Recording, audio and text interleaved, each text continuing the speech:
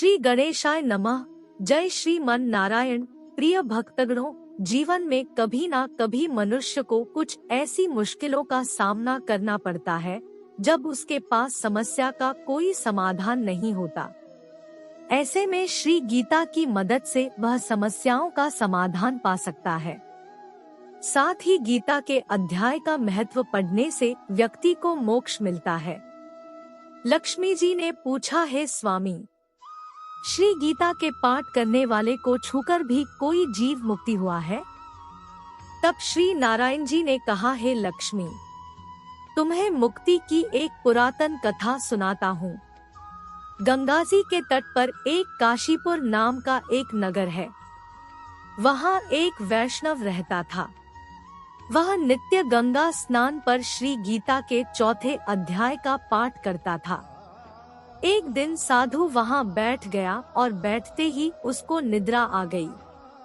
एक बेरी से उसके पाँव लगे और दूसरी से सिर लग गया। वे दोनों बेरियां आपस में कोप कर पृथ्वी पर गिर पड़ी।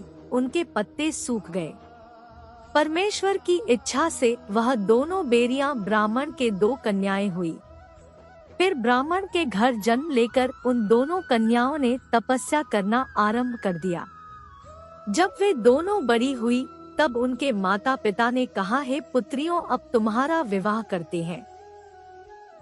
तब उन्होंने माता पिता से कहा, हम विवाह नहीं करेंगे। उनको अपने पिछले जन्म की खबर थी। उन्होंने कहा, हमारी एक यही अभिलाषा है कि वह साधु हमें पुनः दर्शन दे, जिसके स्पर्श करने से हमें अधम देह से छुटकारा मिला और यह देह मिली वह मिले तो बड़ा अच्छा हो। यह विचार कर उन दोनों ने माता पिता को तीर्थ करने की आज्ञा मांगी। तब माता पिता ने उन्हें तीर्थ यात्रा की आज्ञा दी। तीर्थ यात्रा करते करते वह बनारस पहुंची तो वहां जाकर देखा कि वह तपस्वी बैठे हैं, जिनकी कृपा से हम बेरी के देह से छूटी हैं। तब उन दोनों कन्याओं ने चरण वंदना की। साधु ने कहा, तुम कौन हो? कन्याओं ने कहा, हम पिछले जन्म में बेरियों की योनि में थे। एक दिन वन में आपको बहुत धूप लगी, तब तुम बेरियों की छाया के तले आ बैठे। लंबासन होने से एक बेरी से आपके चरण लगे और दूसरी बेरी से सिर लगा तो उसी समय हम बेरी की योनि से मुक्त हो गई। अब हमने ब्राह्मण के घर में जन्म लिया है और बहुत सुखी है। आपकी कृपा से ही हम मोक्ष को प्राप्त हुए। तब तपस्वी ने कहा, मुझे उस बात का पता नहीं था। अब आप आज्ञा करें, मैं आपकी क्या सेवा करूं? क्योंकि तुम ब्राह्मण उत्तम जन्म श्री नारायण का मुख हो। तब उन कन्याओं ने कहा कि आप हमको श्री गीता के चौथे अध्याय का फल प्रदान करें, देव देही पाकर सुखी होवे। तब उस तपस्वी ने उन्हें गीता के चौथे अध्याय का पाठ का फल दिया। फल के देते ही आकाश से विमान आए।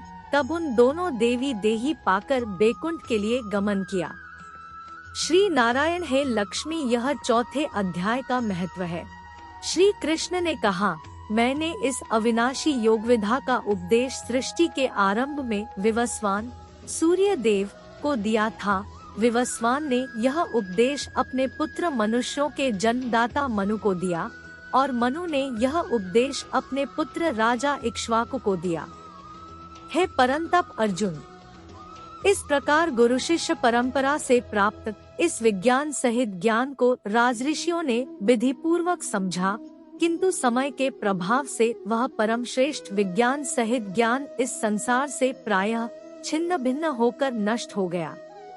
आज मेरे द्वारा वही यह प्राचीन योग, आत्मा का परमात्मा से मिलन का विज्ञान तुझसे कहा जा रहा है, क्योंकि तू मेरा भक्त और प्रिय मित्र भी है, अतः तू ही इस उत्तम रहस्य को समझ सकता है। अर्जुन ने कहा, सूर्य देव का जन्म तो सृष्टि के प्रारंभ हुआ है और आपका जन्म तो अब हुआ है, तो फिर मैं कैसे समझूं कि सृष्टि के आरंभ में आपने ही इस योग का उपदेश दिया था? श्री कृष्ण ने कहा, है परंतप अर्जुन, मेरे और तेरे अनेकों जन्म हो चुके हैं। मुझे तो वह सभी जन्म याद है, लेकिन तुझे कुछ भी याद नहीं है। यद्यपि मैं अजन्मा और अविनाशी समस्त जीवात्माओं का परमेश्वर होते हुए भी अपनी अपराप्रकृति महामाया को अधीन करके अपनी पराप्रकृति योगमाया से प्रकट होता हूँ। हे भारत, जब भी और जहाँ भी धर्म की हानि होती है और अधर्म की वृद्धि होती है, तब मैं अपने स्वरूप को प्रकट करता हूँ। भक्तों का उद्धार करने के लिए, दुष्टों का संपूर्ण विनाश करने के लिए तथा धर्म की फिर से स्थापना करने के लिए मैं प्रत्येक युग में प्रकट होता हूँ। हे अर्जुन, मेरे जन्म और कर्म दिव्य अलौकिक है। इस प्रकार जो कोई वास्तविक स्वरूप से मुझे जानता है, वह शरीर को त्याग कर इस संसार में फिर से जन्म को प्राप्त नहीं होता है, बल्कि मुझे अर्थात मेरे सनातन धाम को प्राप्त होता है। आसक्ति, भय तथा क्रोध से सर्वथा मुक्त होकर, अनन्य भाव, शुद्ध भक्ति भाव से मेरी शरणागत होकर, बहुत से मनुष्य मेरे इस ज्ञान से पवित्र होकर तब द्वारा मुझे अपने भाव से मेरे भाव को प्राप्त कर चुके हैं। हे प्रथापुत्र, जो मनुष्य जिस भाव से मेरी शरण ग्रहण करता है, मैं भी उसी भाव के अनुरूप उनको फल देता हूँ। प्रत्येक मनुष्य सभी प्रकार से मेरे ही पथ का अनुगम करते हैं। इस संसार में मनुष्य फल की इच्छा से सकाम कर्म यज्ञ करते हैं और फल की प्राप्ति के लिए वह देवताओं की पूजा करते हैं। उन मनुष्यों को उन कर्मों का फल इसी संसार में निश्चित रूप से शीघ्र प्राप्त हो जाता है। प्रकृति के 3 गुणों सत, रज, तम के आधार पर कर्म को 4 विभागों ब्राह्मण, क्षत्रिय, वैश्य और शूद्र में मेरे द्वारा रचा गया। इस प्रकार मानव समाज की कभी न बदलने वाली व्यवस्था का कर्ता होने पर भी तू मुझे अकर्ता ही समझ।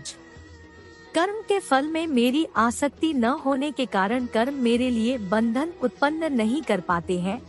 इस प्रकार से जो मुझे जान लेता है, उस मनुष्य के कर्म भी उसके लिए कभी बंधन उत्पन्न नहीं करते हैं। पूर्व समय में भी सभी प्रकार के कर्म बंधन से मुक्त होने की इच्छा वाले मनुष्यों ने मेरी इस दिव्य प्रकृति को समझकर कर्तव्य कर्म करके मोक्ष की प्राप्ति की। इसलिए तू भी उन्हीं का अनुसरण करके अपने कर्तव्य का पालन कर। कर्म क्या है और अकर्म क्या है, इस विषय में बड़े से बड़े बुद्धिमान मनुष्य भी मोहग्रस्त रहते हैं। इसलिए उन कर्म को मैं तुझे भली भांति समझा कर कहूँगा, जिसे जानकर तू संसार के कर्म बंधन से मुक्त हो सकेगा। कर्म को भी समझना चाहिए तथा अकर्म को भी समझना चाहिए और विकर्म को भी समझना चाहिए, क्योंकि कर्म की सूक्ष्मता को समझना अत्यंत कठिन है। जो मनुष्य कर्म में अकर्म देखता है और जो मनुष्य अकर्म में कर्म देखता है, वह मनुष्यों में बुद्धिमान है और वह मनुष्य समस्त कर्मों को करते हुए भी सांसारिक कर्मफलों से मुक्त रहता है। जिस मनुष्य के निश्चय किए हुए सभी कार्य बिना फल की इच्छा के पूरी लगन से संपन्न होते हैं तथा जिसके सभी कर्म ज्ञान रूपी अग्नि में भस्म हो गए हैं, बुद्धिमान लोग उस महापुरुष को पूर्ण ज्ञानी कहते हैं। जो मनुष्य अपने सभी कर्मफलों की आसक्ति का त्याग करके सदैव संतुष्ट तथा स्वतंत्र रहकर कार्यों में पूर्ण व्यस्त होते हुए भी वह मनुष्य निश्चित रूप से कुछ भी नहीं करता है। जिस मनुष्य ने सभी प्रकार के कर्मफलों की आसक्ति और सभी प्रकार की संपत्ति के स्वामित्व का त्याग कर दिया है, सा शुद्ध मन तथा स्थिर बुद्धि वाला केवल शरीर निर्वाह के लिए कर्म करता हुआ कभी पापरूपी फलों को प्राप्त नहीं होता है। जो मनुष्य स्वतः प्राप्त होने वाले लाभ से संतुष्ट रहता है, जो सभी द्वंद्वों से मुक्त और किसी से ईर्ष्या नहीं करता है, जो सफलता और असफलता में स्थिर रहता है, यद्यपि सभी प्रकार के कर्म करता हुआ कभी बंधता नहीं है, प्रकृति के गुणों से मुक्त हुआ तथा ब्रह्म ज्ञान में पूर्ण रूप से स्थित और अच्छी प्रकार से कर्म का आचरण करने वाले मनुष्य के सभी कर्म ज्ञान रूप ब्रह्मा में पूर्ण रूप से विलीन हो जाते हैं। ब्रह्म ज्ञान में स्थित उस मुक्त पुरुष का समर्पण ब्रह्मा होता है। हवन की सामग्री भी ब्रह्मा होती है, अग्नि भी ब्रह्मा होती है, तथा ब्रह्मरूपी अग्नि में ब्रह्मरूपी कर्ता द्वारा जो हवन किया जाता है वह ब्रह्मा ही होता है, जिसके कर्म ब्रह्मा का स्पर्श करके ब्रह्मा में विलीन हो चुके हैं, से महापुरुष को प्राप्त होने योग्य फल भी ब्रह्मा ही होता है।